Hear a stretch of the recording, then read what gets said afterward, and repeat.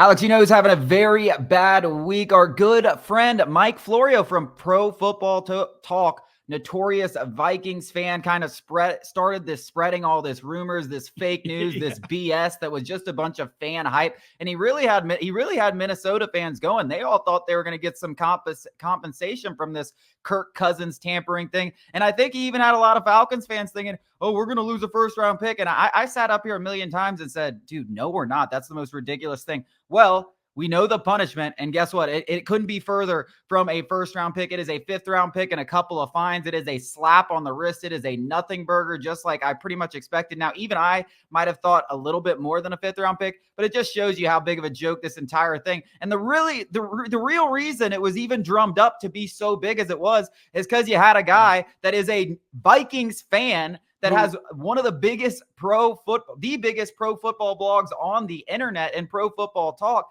spewing his fan nonsense out there, and actually had people believing that we were going to lose a first round pick or the Vikings were going to get our first round pick. It was nonsense. And, it proved to be nonsense. It's hilarious. Florio, go cry a little bit more about it. Yeah, Mike Florio is having a rough morning, punching air up there in Minnesota in his barn that he records Pro Football Talk in. And that's the crazy part about all this, is that it was drummed up by a guy who, granted has a very, he's got his heels dug into the NFL. Like, he's got a space.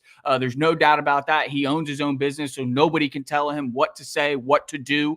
And he owns the largest NFL blog in America, and he's just so casual. He's also a diehard Vikings fan. And so when all of this was drummed up, he basically started it all on his own. And it wasn't just Falcons fans and Vikings fans that were, starting to get caught in this peddling. I saw Bears fans before the NFL draft saying, who had the 9th pick right behind the Falcons' 8th pick, going, maybe we'll have that 8th pick and they won't take Rome Odunze. Ends up we don't take Rome Odunze at all. But, this started from such a seed and blossomed into so much more because of one guy. And it is hilarious. It's like me doing the same thing. Literally, I was going to say it's like us just starting something out of thin air. He just started it out of thin air, started comparing it to the Dolphins situation with Tom Brady, which is crazy because Tom Brady, if you're unfamiliar, the Dolphins and Stephen Ross, the owner, were docked a first-round pick and a ton of other stuff.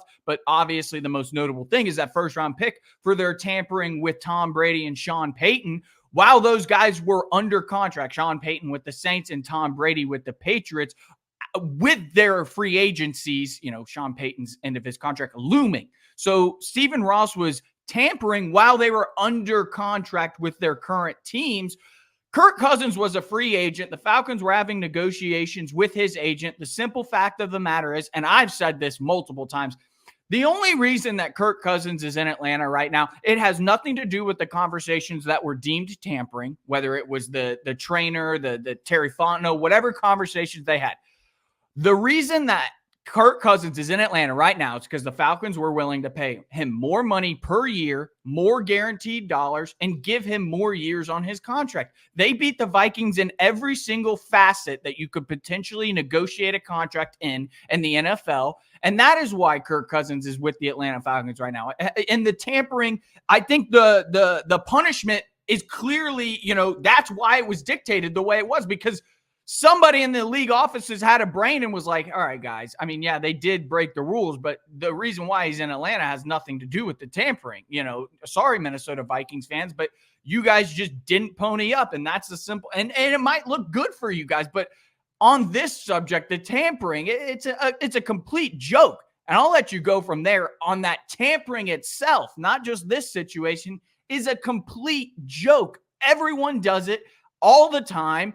Doesn't matter if it's a team, player.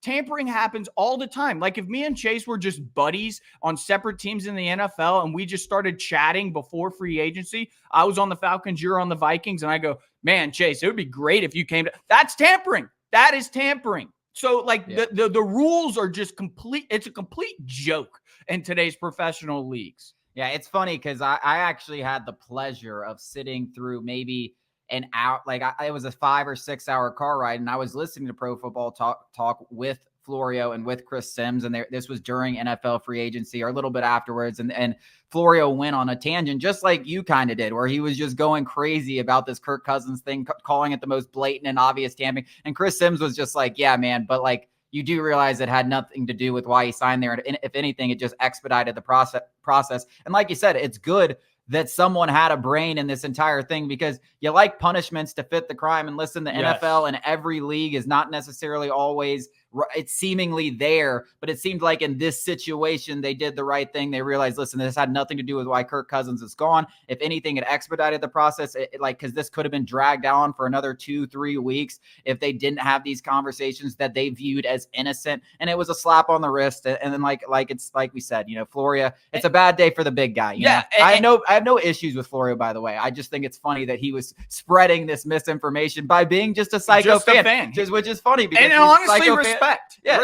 Like, because maybe he could have influenced something. I mean, he has a huge reach, a huge influence, obviously. Millions and millions of people read his blogs. Yes, millions. I mean, he had the entire Falcons fan base. I mean, I know a lot of people watching this show were commenting on our YouTube and commenting on wherever we were posting these videos and saying, oh, we're just going to lose our first-round pick this year. Well, that didn't happen. And they're like, well, we're not going to have a first-round pick next year. So he had his lies and his misinformation. They spread rapidly. I mean, they were planted in the seeds of Falcons fans. Now, I tried to get on this show and tell you otherwise, but listen, I don't blame you for believing Florio, because he should kind of be better than that. But listen, everybody's a fan at the end of the day. When you own your own business, you can do whatever you want. And I think, that's the great place. That's the great thing about America and entrepreneurial capitalism, that like, you can do whatever you want when you have the platform. Now, whether it's responsible or not, that's up for debate, but nobody is telling Florio he can't or can't do something. And one more thing about this whole situation that I think is fascinating,